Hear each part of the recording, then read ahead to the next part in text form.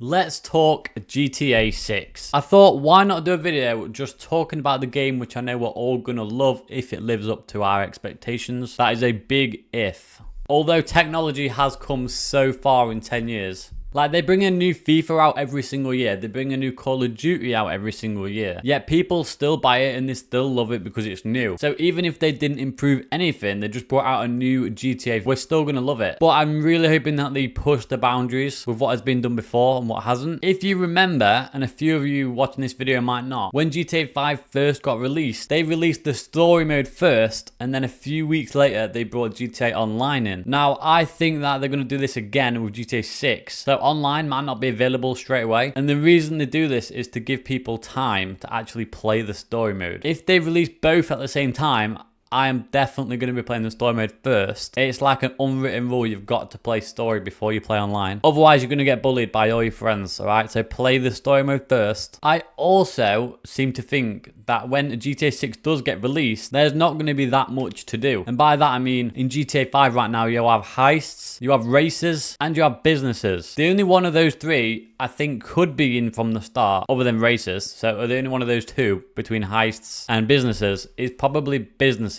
There might be a couple small ones, like maybe some taxi or pizza delivery. Who knows? Who knows? You could be a pizza driver.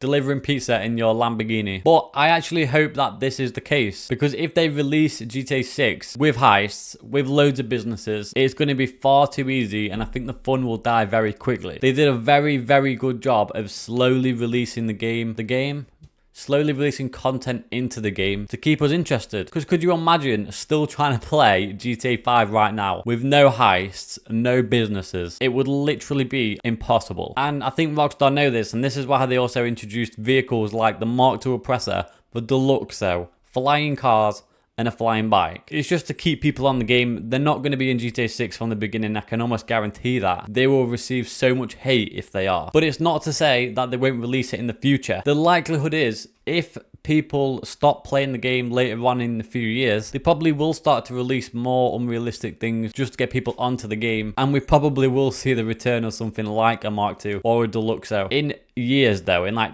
I don't know, like 7, 8, 9, 10 years. If I'm being honest, I really hope they improve with the vehicles, the cars, because the cars are a massive part of GTA. Now, I know this isn't a car game, but they are a big part of GTA. So I would like the option to be able to drive my car in a manual gearbox. It would just be so much fun. The only reason I could think why they wouldn't do it is because it might be difficult to shoot out your window and do your manual gears at the same time. But I'm sure they could figure something out. Maybe try button mapping, so you can remap your own buttons, and then you can try and figure it out yourself. Or maybe even add drag racing, because we have racing in the game, so there's no reason why you can't have drag racing. Actually, there is a reason in GTA 5. It's because all the cars are automatic. But if there's a manual gearbox, then there's no reason why you can't do it. Speaking of vehicles, one of the most iconic things about GTA 5, believe it or not, is the train. It has been like that since the start. People trying to blow it up, people trying to stop it. I wonder if there's going to be something similar in GTA 6. Maybe they'll bring the train back, the invincible train. Maybe be able to blow it up this time. I think they actually put the train on the map to help people get around, the people that didn't have many vehicles and stuff. Hopefully they've sorted out the mechanics. If there are mechanics in the game, they can actually bring you your vehicle now, because now it just magically appears. But it used to. He used to bring it, yeah? But sometimes he'd decide he wants to drive off in it, and then you'd have to chase him around the whole map to kill him to get it back. Another thing I really wanted to talk about is when you are grinding your businesses or you're doing missions and you have a sell missions where you have to drive a truck or something really slow a very far distance, literally across the entire map. I am really, really hoping that they don't do that in GTA 6, especially if the map's going to be big. The last thing anybody wants to be doing is spending 15, 20 minutes just driving the slowest vehicle possible across the entire map. Now, I actually don't think that they're going to do that, but I'm just praying they actually don't, because it is a possibility. Everything's a possibility. We do know that the teaser trailer is coming out before well, there isn't a set date. We do know the teaser trailer is coming out early December, which you would assume is before the 11th of December probably. So we're probably going to get a little bit more information on what it looks like, what sort of things to expect maybe. It is only going to be a teaser. Also, a part of me actually doesn't want to see Franklin, Michael or Trevor ever return, ever. And the reason for that is because I think GTA 5 is so good that they need to just leave it there. Leave it alone. It's like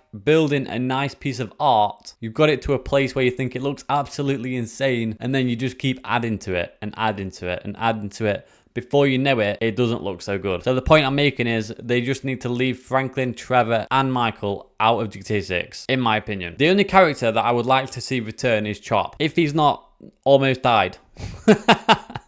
Something that I've actually only just thought about is, in GTA 5 you don't have these yet, so it'd be interesting to see if you have them in GTA 6. But I wonder if you could get a job, like an actual 9 to 5, wake up, go to work, get paid, go home. That would be interesting. It'd also be very annoying because I'd be going to work, coming home, jumping on a game, going to work, and then going to sleep, and then going to work. It just never ends for me. Like, imagine working as a bin man in real life. You come home and then you start working as a bin man on GTA 6. But for real though, I actually think that's a possibility that has just popped into my head right now. Let me know anything you think about GTA 6. Anything you don't want, anything you do want. I'm very interested to see. If you're not subscribed, make sure to subscribe. Hopefully, you've enjoyed this little talk about GTA 6. And I'll see you in the next video.